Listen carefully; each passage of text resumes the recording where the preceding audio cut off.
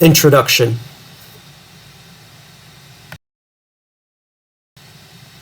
There is but one truly serious philosophical problem, and that is suicide.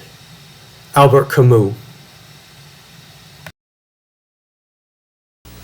What's new on the shelf with Phoenix? Well,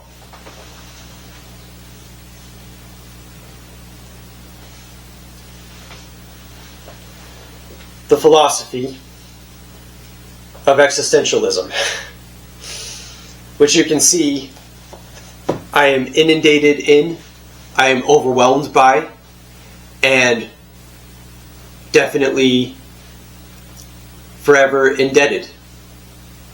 Now, this stack features many of my favorite books of existentialism, including Existentialism, this anthology, which was edited by Robert C. Solomon, who has been known to write his own books and to edit anthologies of existentialist writings. You have The Myth of Sisyphus, which is a foundational text in the philosophy of existentialism by Albert Camus. Albert Camus, who did not consider himself an existentialist necessarily, but who still nonetheless has influenced what we call existentialism. The basic writings of Friedrich Nietzsche, which includes The Genealogy of Morals, which is a foundational text in ethical and moral philosophy.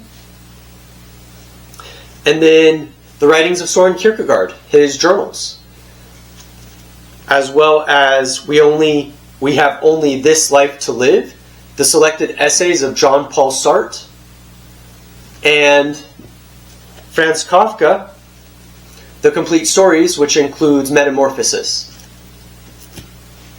Now, as you can tell, existentialism is very much a broad field and has included many, many different writers with many different personalities and views.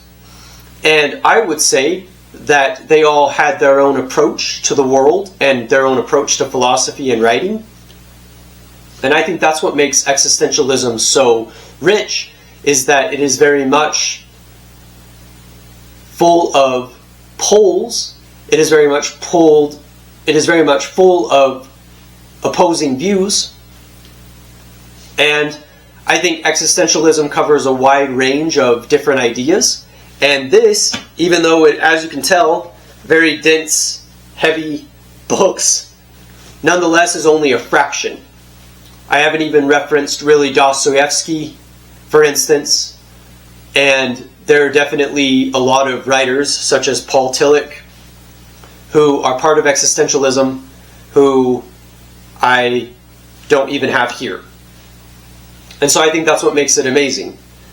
Now, I want to define existentialism, so that way you have a working definition. So existentialism is defined as a philosophical movement that stresses the individual's unique position as a self-determining agent responsible for making meaningful, authentic choices in a universe seen as purposeless or irrational. Existentialism is associated especially with Heidegger, Jaspers, Marcel, and Sartre, and is opposed to philosophical rationalism and empiricism. And so while I might critique this definition and have to acknowledge the other influences of existentialism, the other writers and philosophers and thinkers and novelists who exist in that field, I still nonetheless, this is a good place to start, which is that existentialism is opposed to rationalism or empiricism, as we might normally define them, and is also very much focusing on self-determining agents. So yeah, let's dive right in. Chapter 1. The Existential Crisis. So what's the fucking point? That is an existential crisis. But really, what is the point? It often seems as though in life that there is no point. Oftentimes these days, we're seen as being in a meaning crisis because, as the way that Friedrich Nietzsche foretold, we have lost the meaning from religion, and we've lost the meaning from culture because those institutions no longer serve us. So it's super interesting to think about how, according to these arguments, there is no meaning, and we're in a meaning crisis, and there's no point to doing anything, and there's no point to being here, and everything sucks, and nothing's good, and we're going to lose all of the good things in life, and there's no purpose to continue, and we may as well die. It is complex, of course, when you really start feeling this way, and it's often a complex thing, because even though existentialism, the philosophical movement of the 20th century that featured writers as diverse as Albert Camus and Soren Kierkegaard, is something where people were trying to make sense of very deep meanings, but it wasn't just for aesthetic purposes. It was because they were really trying to explore reality itself, and they were trying to figure out what the point of any of it even was, when it often felt as though there was no point.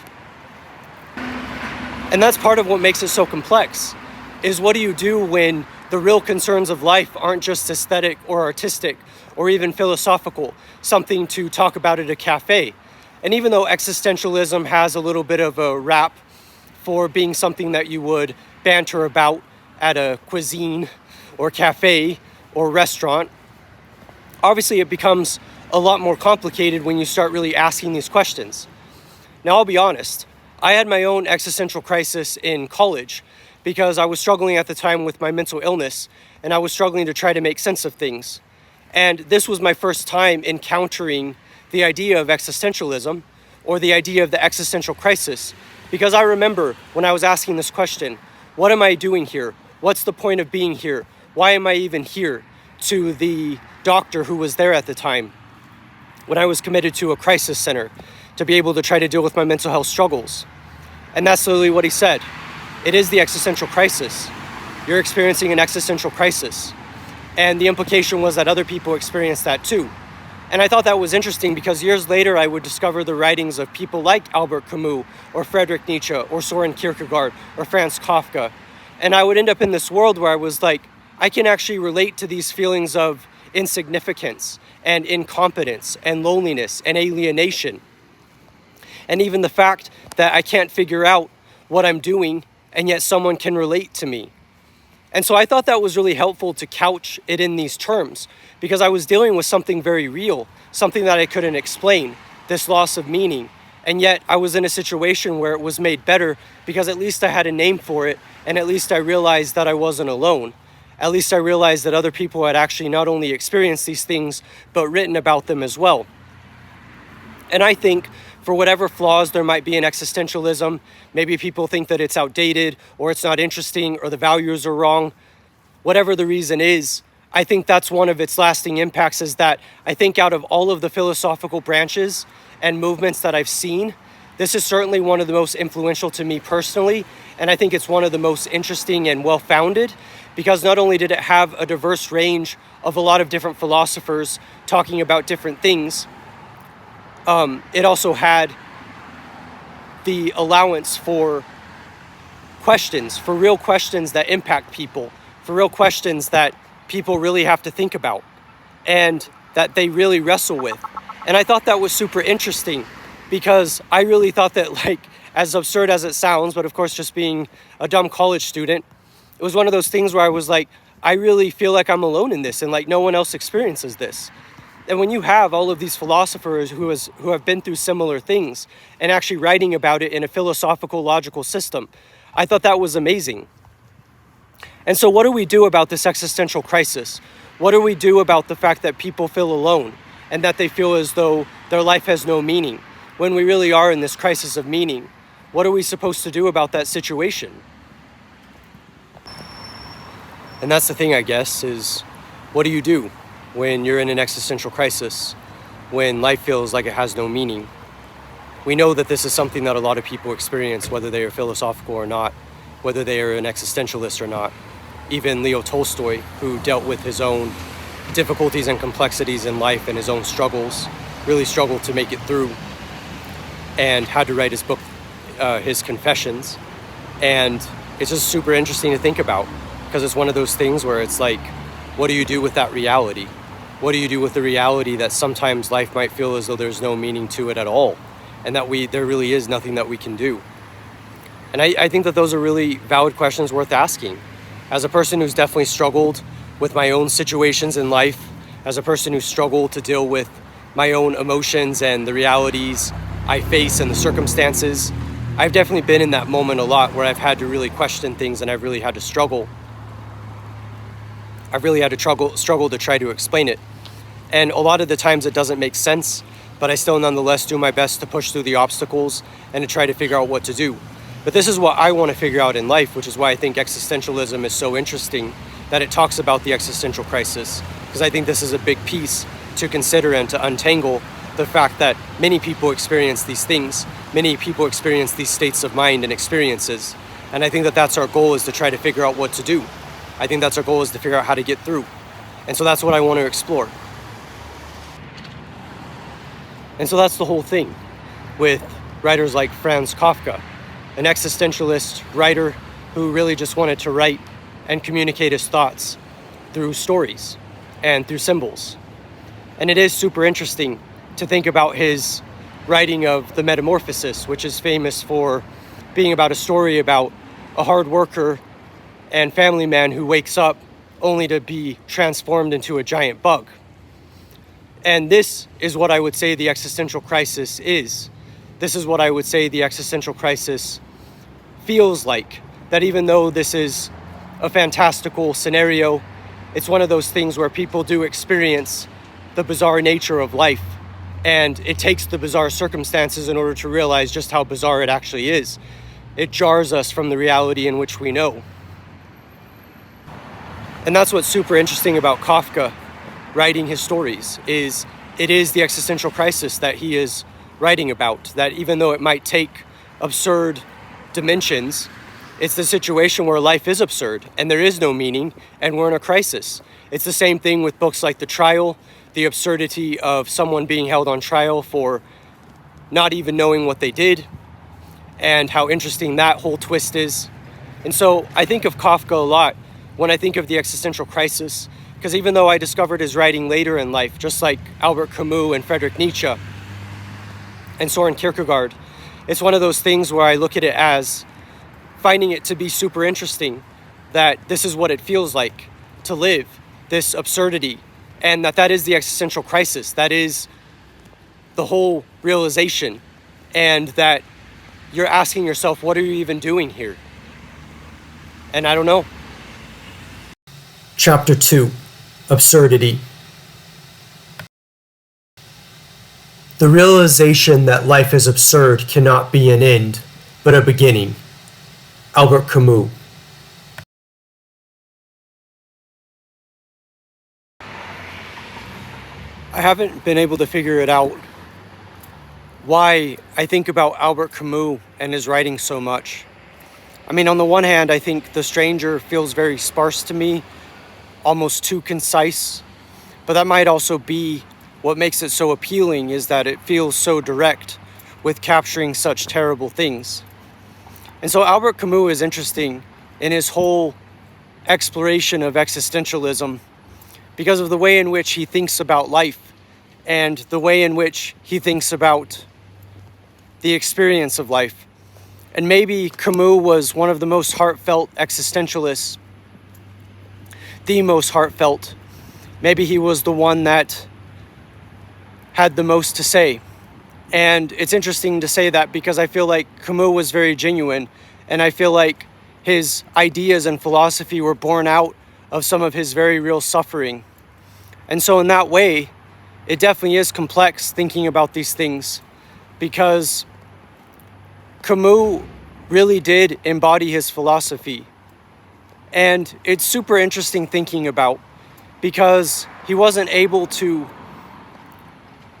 solve the philosophy in his own lifetime due to his own tragedies and the things that he went through. And so Camus influences me for a lot of reasons, one of which is just the fact of his theory of absurdism, which actually makes a lot of sense, because if you think about The Stranger, and I am going to spoil it here just to provide the point, The stranger is trying to reconcile how an individual could kill someone both intentionally and unintentionally. And the only reason seems to be because we live in an absurd universe. And that's the reason. There is no other reason. And the more you try to make sense of it, the more you are unable to. And that's super interesting to me to think about because of the way in which the world does feel absurd. It feels as though things happen for reasons that are beyond our control or for reasons that are inexplicable.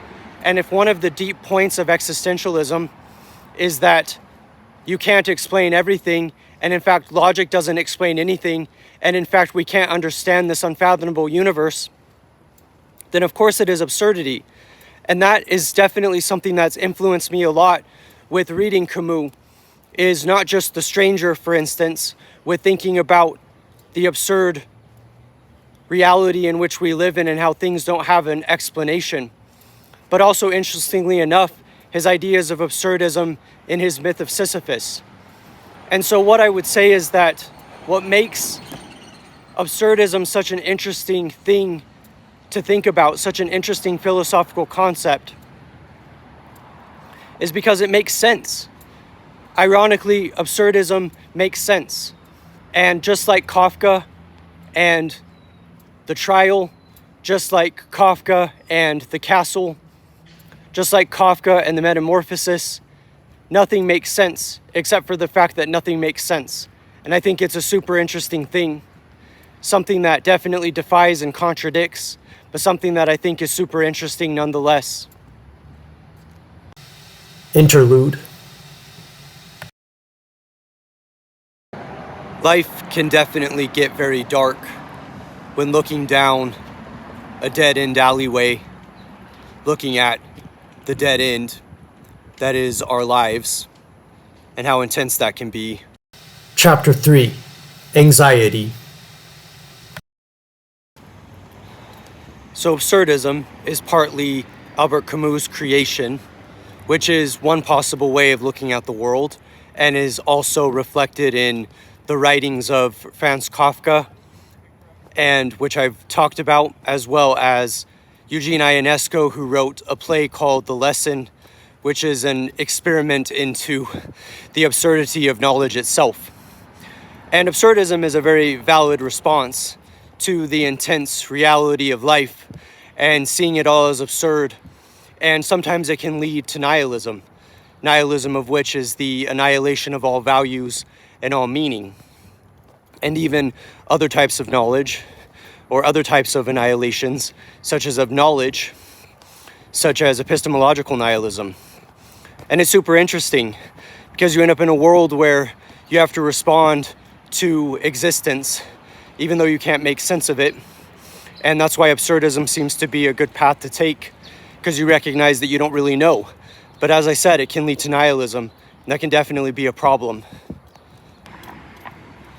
And it's definitely interesting when thinking about the work of Kierkegaard, who is most famous for his theory of subjectivity, which is that our understanding can only be subjective, which is in sharp contrast to the scientific mindset that was happening at the time, that everything can be quantized into data, that everything can be understood.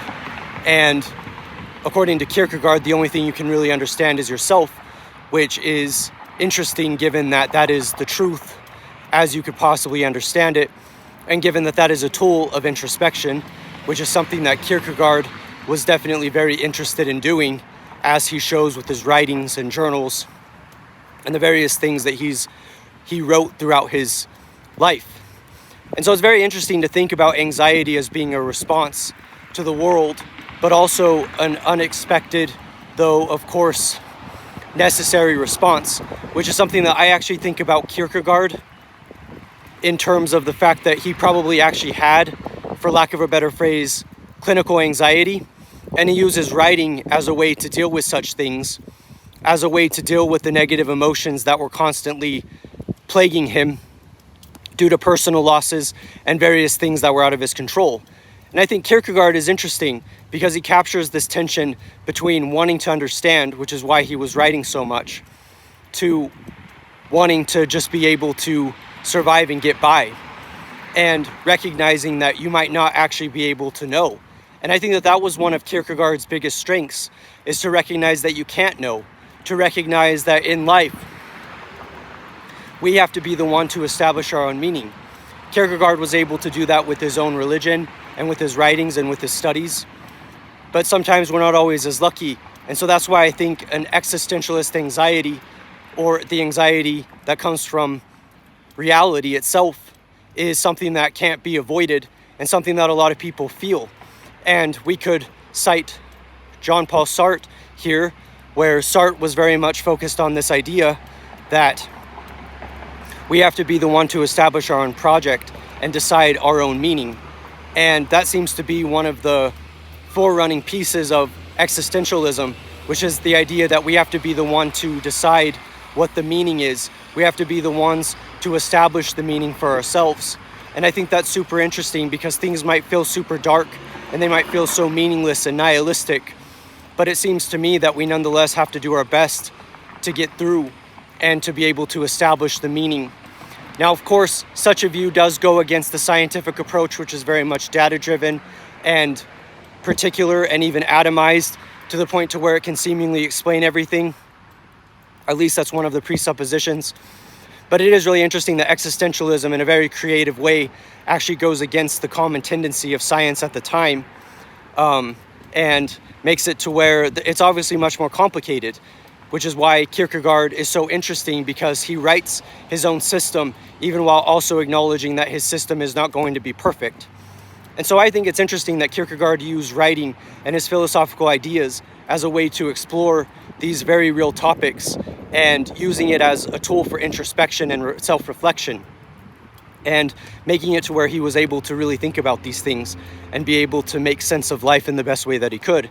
And I think that's one of the great lessons of existentialism, such as through the writing of Kierkegaard, which is that we can find that meaning by being creative, by expressing ourselves, by being able to share our philosophical arguments, and being able to analyze things not just through the accumulation of data, but also through our own introspection and self-reflection.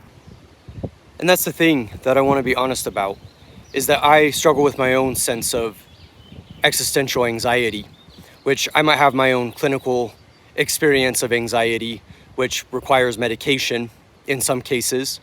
But I also deal with this existential anxiety, this larger sense of doom and dread about the way that things are, this unknown threat that I feel is constantly on the verge of attacking me. And it might sound super exaggerating or exaggerative, but it is what it feels like, where I feel like I'm struggling to be able to make sense of what I'm going through, and I struggle to make sense of what I'm trying to figure out. And I realize that I'm not able to figure out most things, and that's what makes it really tough. And so I think this concept is super powerful, this concept of anxiety, because I think it's something that a lot of people can experience, and it is very much real, and is what contributes to various forms of nihilism, or an existential crisis, or any kind of existentialist emotion that might rise up from this reality in which we face. And I think it is very complicated and a struggle, but it's something I think about a lot. Chapter 4. The Sisyphean Task. I wanted to talk about the Sisyphean task, which is the notion of taking on the world, of taking on the universe, of tackling our challenges and our problems, of pushing the boulder up the hill, as in the myth of Sisyphus. And I'd like to start with a quote that I think really much, very much, captures existentialism. We have here The Myth of Sisyphus by Albert Camus, and I think this paragraph captures this whole sense. This is the beginning of his book, The Myth of Sisyphus. There is but one truly serious philosophical problem, and that is suicide. Judging whether life is or is not worth living amounts to answering the fundamental question of philosophy. All the rest, whether or not the world has 3 dimensions, whether the mind has 9 or 12 categories, comes afterwards. These are games. One must first answer. And if it is true, as Nietzsche claims, that a philosopher, to deserve our respect, must preach by example, you can appreciate the importance of that reply, for it will precede the definitive act. These are facts the heart can feel, yet they call for careful study before they become clear to the intellect. And this is the task that we have been trying to undertake. What do we do in a life that is absurd? What do we do when we are full of anxiety? What do we do when we are struggling to get by in life? And when we are experiencing the existential crisis? And I think Camus has an answer. I think existentialism has an answer. I wanted to start by reiterating a little bit more of Sartre and kind of his perspective, which is that of our project. And I would say that Sartre is a very interesting philosopher, given that he describes how if we do not foresee our project through, we have failed. And so to live as an existentialist, or to live in life as a real human, is to be able to accept things as they are through our own perceptions and perspective.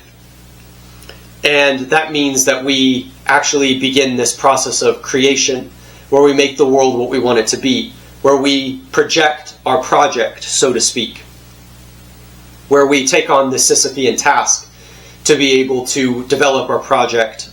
And this means that we must live with conviction. This means that we must live with a lot of authority and become the authors of our own lives. And I think Sartre captures that. I also think Friedrich Nietzsche does a good job capturing it as well through his notions of self-creation. Indeed, through various philosophies that Nietzsche has developed, we are people who can master our own destiny. We are people who can master our own selves, our own lives. We can create ourselves, because if we are blank templates, we can make ourselves to be something. We can push ourselves and challenge ourselves. We can become the Übermensch, which is another concept of Friedrich Nietzsche. And this gives us the opportunity to push ourselves and to challenge ourselves and to really become the people that we want to become. And this really is one of the amazing contributions of existentialist philosophy, which is realizing that it is a process of creation. It is a process of creativity. It is a process of pushing through the things that we don't control to be able to make ourselves the kind of people that we want to be. To be able to not just live the lives we want to live, but also make the lives we want to live. And I think all of these philosophers are super interesting when thinking about these questions. And I think they're very important questions. And I think this is exactly why existentialism has appealed to me. And so it would seem to me that when we come back to Camus, that this is what we are trying to figure out, is the Sisyphean task. And I've definitely been spending this time analyzing arguments and trying to think about what is the meaningful life, and how do we make meaning, and how do we live the project that we want to live out. And I would say that this is the Sisyphean task, which is to push, like Sisyphus, who was condemned to push the boulder up the mountain for his entire existence, is exactly what we're going to do. There's a great quote from Albert Camus, which is that one must imagine Sisyphus happy. And I think this is the point. We throw ourselves into the work, the way that Camus did with his own writing, the way that all of these existentialist writers did with their work. Their creative visions, their philosophical views, their philosophical systems, being able to exist in such a powerful way, and being able to become a part of the world by way of their own visions. And I think while existentialism might be very much focused on this kind of self-determination, which might be at the expense of other values and other views, I still nonetheless think it's super interesting to have that creative determination, this self-creation, as in the concept developed by Nietzsche, that we, like Sartre said, we're never more free than when we had a gun to our head. And this is the whole point, which is that this is our life and this is what we have. We can't just spend our time thinking, we've got to be able to act. And so even though Camus was very philosophical, heck, even though all of these philosophers were super philosophical, you live in this world where, like, you realize there's more to it. You realize that you've got to be able to act. You've got to be able to develop your philosophy through your actions. And the writing is just a part of that action, is a part of that philosophy. And I love that. And so I'll admit, I've definitely thought about this question a lot. is the only philosophical question worth asking is whether you should live or die. And if we're going to take Camus at his word, then of course we would say yes. We would say yes because we realize the very important ways in which we only have this life, and we need to affirm life the way that Nietzsche talks about. And we need to be able to acknowledge that life is this thing that is worth living and accepting. But we have to decide that for ourselves. We have to decide that we want to live. We have to decide that we want to embrace this world and continue to push the boulder up the mountain. And I think that's where the power is. I think that's why it's so interesting to think about, is because it's realizing that this is our life and we get to make of it what we want to make of it. So yes, I would say it absolutely is worth it. I would say it is completely worth it to do these things. And I think that's where the power is. I think that's where the magic is. And yes, it's fun philosophical questioning. Yes, it's very entertaining, even as metaphysics can be entertaining and stimulating. But also, again, I think these are very real questions. I think we're cast into this world and we're left to our own devices to try to figure out what to do with it. And like Nietzsche would describe, we can't just trust institutions and traditions to give us what we need. We can't just trust convention. We have to be able to utilize our own intelligences and abilities and capacities for thought and ideas and understanding and knowledge and wisdom to be able to get through. And so yes, I would definitely say absolutely life is worth living. I would say absolutely it is our ability to create our own framework, our ability to create our own philosophical systems the way that all of these existentialists did, and our ability to really look at the world and to see what we want it to be, to see who we want to be. And I think that's where the power is. So yeah, I love existentialism, and I love how it's influenced me. I love the positivity, even though they're wrestling with some very big questions, and there is some form of sadness, I think, in some of the philosophies. But there is a way in which it's all there, and I think that it's super fascinating. So yeah, I'm Phoenix. Thank you for watching. I hope that you'll check out the other episodes in my Philosopher series. And yeah, I hope that you also check out my other videos, and I hope you'll check out my books.